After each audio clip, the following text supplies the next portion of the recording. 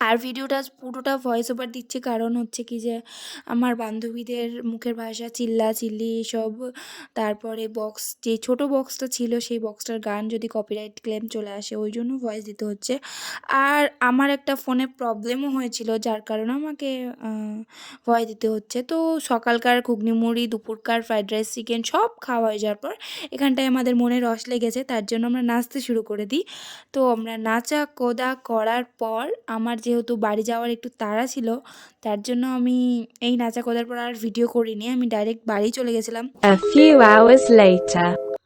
তো এখন আমি যাচ্ছি বাড়ি, এইভাবেই চলে যাব, খুব তাড়াহুড়োতে আমি বাড়ি চলে এলাম।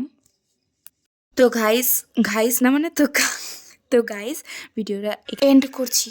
টাটা, বাই বাই, সুস্থ থেকো, ভালো থেকো।